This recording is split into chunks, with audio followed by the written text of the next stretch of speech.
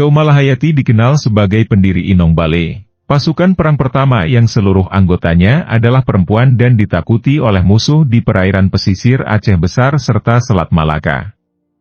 Kemerdekaan yang diraih bangsa Indonesia pada 17 Agustus 1945 atau tepat 78 tahun silam tak lepas dari peran besar para pejuang dalam upaya mengusir penjajah yang bercokol di bumi Nusantara sejak 350 tahun lampau. Sudah tak berbilang berapa banyak nyawa dipertaruhkan oleh para kusuma bangsa demi terwujudnya kemerdekaan sebagai syarat berdirinya suatu negara berdaulat. Malahayati adalah salah satu dari sekian banyak pejuang tersebut. Ia merupakan perempuan asli Aceh kelahiran 1 Januari 1550 lampau dan menjadi satu di antara beberapa singa betina dari tanah Rencong yang bernyali besar, selain Katnyak Din dan Katnyak Mautia yang melawan kolonialisme. Terlahir dengan nama Keumala-Hayati, ia berasal dari keluarga pengarung samudra berdarah biru. Seperti tertulis di dalam buku Wanita Utama Nusantara dalam Lintasan Sejarah, karya Ismail Sofyan disebutkan bahwa ayah Malahayati yakni Laksamana Mahmud Shah adalah Panglima Angkatan Laut Kesultanan Aceh. Malahayati adalah cicit dari Sultan Salahuddin Shah, raja kedua di Kesultanan Aceh yang memerintah pada tahun 1530 sampai 1539. Masa remaja Malahayati dihabiskan di lingkungan istana termasuk mengikuti Akademi Militer Matra Angkatan Laut Kesultanan bernama Ma'had Baitul Maqdis. Saat baru berusia 35 tahun atau sekitar 1585, Malahayati dipercaya menjabat Kepala Barisan Pengawal Istana Rahasia dan Panglima Protokol Pemerintah semasa Sultan Alauddin Riayat Shah Al-Mukamil memerintah. Perlawanan terhadap kolonialisme Portugis pertama kali dilakukan Malahayati lewat sebuah pertempuran di perairan Teluk Haru dekat Selat Malaka pada 1586. Suami Malahayati, Laksamana Tuanku Mahmudin bin Said Al-Latif yang juga kepala pengawal Sultan memimpin pertempuran. Puluhan kapal kayu Kesultanan Aceh berusaha mencegat kapal-kapal perang Portugis. Armada Perang Kesultanan Aceh mampu memukul mundur Portugis, namun sayang suami Malahayati gugur dalam pertempuran tersebut. Ia tidak dapat menerima kenyataan tersebut dan berjanji menuntut balas dan meneruskan perjuangan sang suami. Posisi mendiang Laksamana Tuanku Mahmudin kemudian digantikan oleh Malahayati. Oleh Sultan Riayat Shah, ia pun diberi pangkat Laksamana dan menjadi perempuan pertama di dunia kala itu yang menyandangnya seperti dikutip dari buku Perempuan Keumala. Sebuah rencana besar pun diungkapkan Malahayati kepada Sultan. Dirinya mengaku ingin membangun sebuah armada tempur laut yang seluruh prajuritnya adalah perempuan. Inong Bale.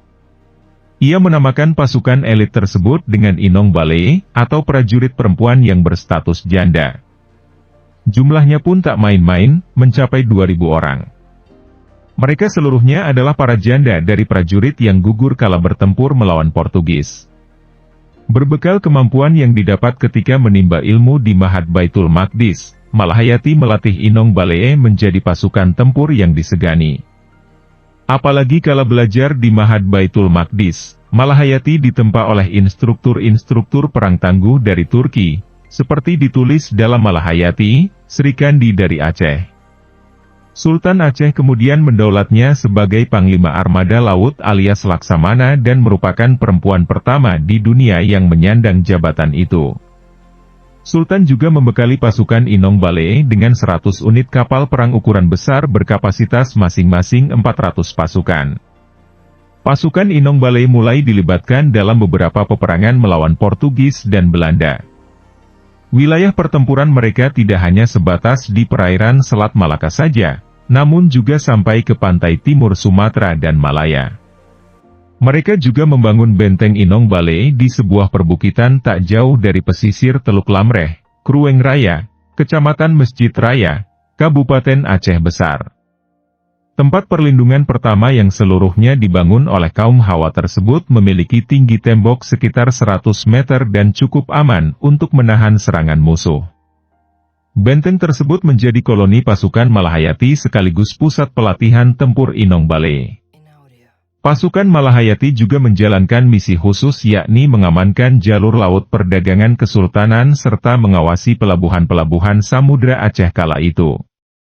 Sampai akhirnya pada 21 Juni 1599, dua kapal Belanda, De Leeuw dan De Leeuwin berisi pasukan perang dipimpin dua bersaudara, Cornelis dan Frederik de Houtman ingin bersandar di pelabuhan Aceh Besar. Bumi Serambi Makkah itu menjadi tujuan kesekian dari dua bersaudara de Houtman setelah sebelumnya menyinggahi Banten, Madura, sampai ke Bali untuk berburu rempah-rempah.